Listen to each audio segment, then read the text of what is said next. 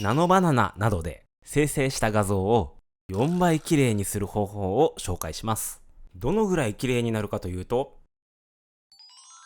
このくらい綺麗になります。これは全クリエイター必見の内容です。こんにちは、専門学校講師のいられさんです。最近 Google のナノバナナをはじめ、画像生成 AI の進化本当にすごいですよね。私も前回の動画で Photoshop 完全にオワコンかなんていうちょっと刺激的なタイトルの動画を出したぐらいに、そのインパクトに注目が集まっています。でも実はこれらの AI、プロの現場で使おうとするとある危険な落とし穴にはまる可能性があるんです。そしてこの危険な落とし穴はナノバナナだけではなく、チャット GPT やミッドジャーニーなど画像生成 AI を使っているクリエイター全員に関係するとても重要な話です。それはズバリ画質です。 AI が作った画像ってスマホや PC のモニターで見ている分にはものすごく綺麗に見えるんですが、これをいざ印刷しようとすると画像がボケたりガビガビになってしまったりするんですね。これはもうどの AI がとかではなく、今の AI の全体の弱点なんです。チャット GPT で出力した文章がなんか間違ったこと言ってるみたいな、そんな現象と同じです。でもそれをどうにかしてしまうっていうのが今日の動画です。この AI の弱点である画質を乗り越えるためのアップスケールという技術について紹介していきます。アップスケールというのは何なのか、そもそもどうやって使うのか、そしてその品質は実用レベルなのか。これからの時代、AI と共に働くクリエイターやデザイナーにとって必須の知識になりますので、ぜひ最後までご覧ください。このチャンネルでは楽しく分かりやすくをモットーに、デザイナーやクリエイター、センスを磨きたい人のために情報を発信しています。続けて見ていくうちにスキルアップするはずです。YouTube よりも本格的に学びたいという方は私の有料講座もおすすめです。高評価とともに概要欄をチェックしてみてください。そもそもアップスケールとは。はい、それではこちら Photoshop の画面です。そもそもアップスケールとはというところからお話をしていきたいと思います。アップスケールとは言葉の通り画像を大きく引き伸ばす技術のことです。試しに画面でやってみたいと思いますけれども、ここに私のアイコンがあります。で、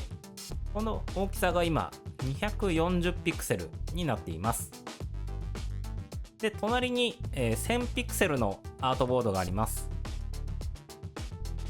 で、これをより大きく表示しようとしたときに、こんな感じでですね、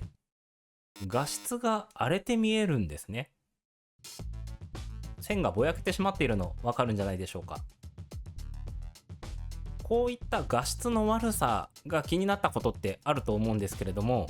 なぜこうなってしまうかというと、すごく簡単に言えば画像の密度が足りないっていうことなんですね。ウェブサイトで使われる画像はだいたい 72ppi という密度で、1インチの中に72個の点が含まれているという密度になっています。これでもモニターで見るには十分綺麗なんですけれども、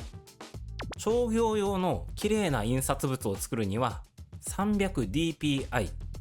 4倍以上の密度が必要になるっていうことなんですね。なので普通に拡大しようとするとこんな感じの密度になってしまいます。じゃあこの足りない部分をどうしてるのかって言ったら、そこの部分はコンピューターが多分こんな感じだろうなっていう色を補完して作成されていくんですね。で、それはコンピューターが推測したものなので、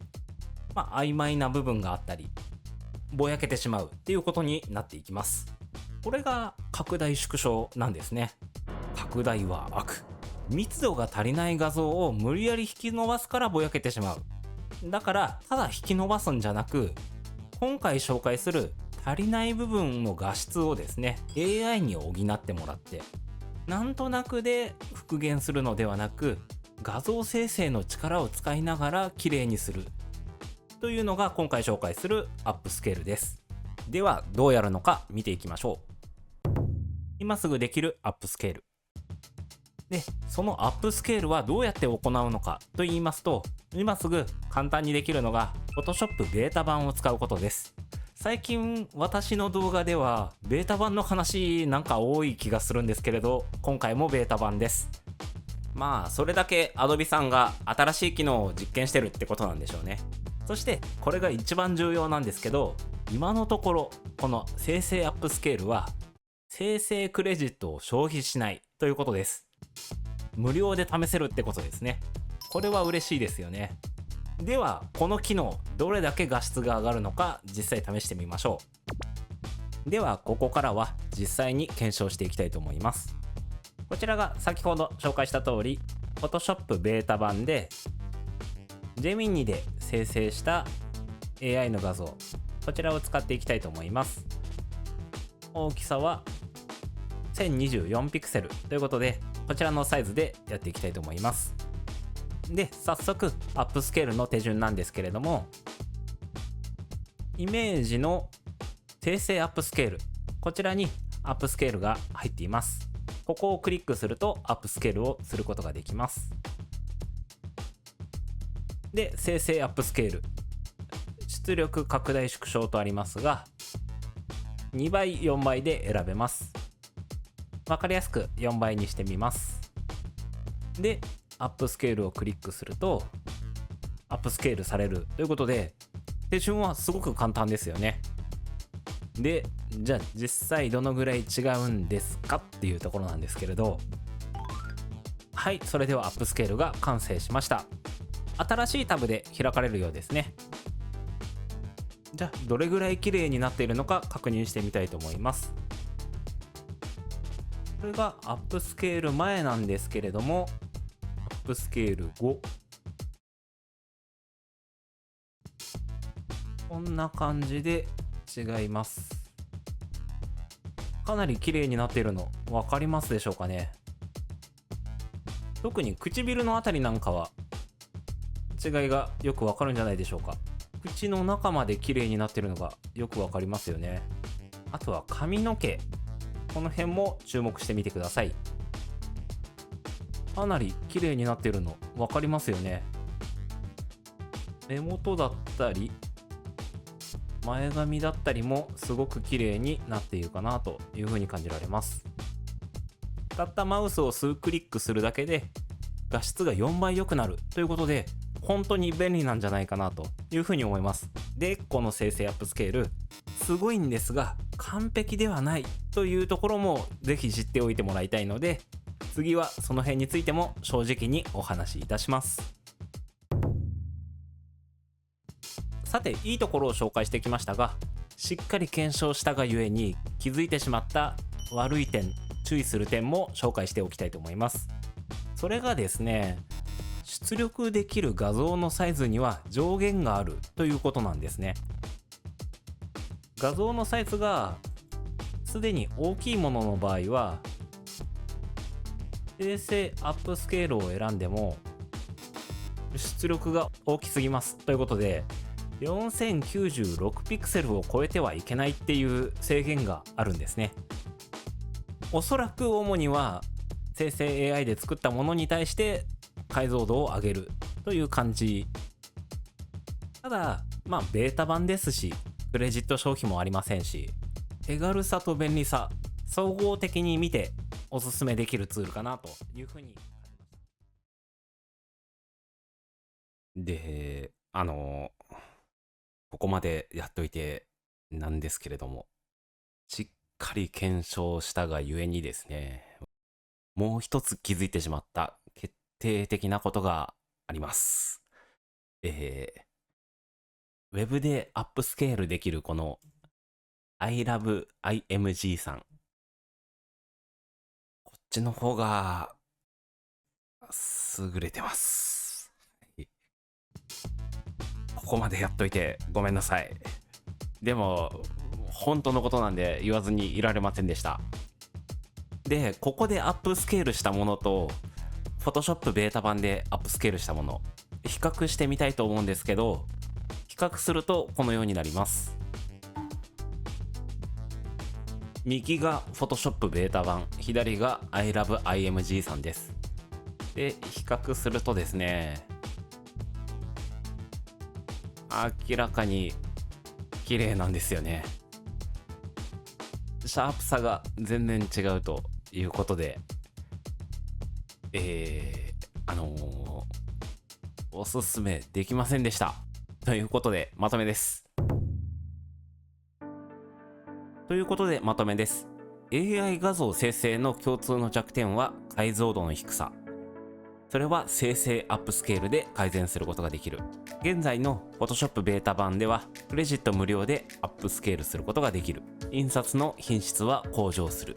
ただし Web の無料ツールの方が高品質という結果になりました。ということで珍しく Adobe 下げな結果となりました。だからこそまだベータ版なのかなっていうところでしょうかね。Photoshop に統合されてあっちにログインこっちにログインみたいな、そういった手間がなくなってデスクトップだけで全部が完了してしまうっていうのはすごい魅力的な仕組みだと思うんですけれど、この通りまだ結構な品質の差が感じられるので難しいかなと思います。これをクリアしないことには正式版への搭載は難しいんじゃないかなというふうに私は思いました。無料でできるものに品質で負けていて生成クレジットで消費しますっていうんじゃちょっと筋が通らないかなというふうに思いますんでね、今後の Adobe さんの本気に期待したいところですね。で今回の話を聞いて画質とか解像度ってやっぱり面倒なんだなって感じた人もいるんじゃないでしょうか。ちなみにそもそも画質を気にしたくないという人はイラストレーターでデータを作るとその悩みが解決します。低価格&短時間でクオリティアップと作業スピード爆速になる即戦力レベルアップ講座なるものも登場してますので、気になる方は概要欄のリンクからチェックしてみてください。またイラストレーターの解説本も全国の書店や Amazon で発売中です。 YouTube では話していない内容も多数含んでおりますので、本気でスキルアップしたい方はぜひ概要欄のリンクからチェックしてみてください。この動画が役に立った、参考になったと思う方はチャンネル登録高評価よろしくお願いいたします。私は YouTube の他に X、ブログ、TikTok もやっています。ぜひそちらの方もよろしくお願いいたします。ここまでご視聴いただきありがとうございました。ということで今回の動画は以上となります。関連動画や次の動画でお会いいたしましょう。ではまた。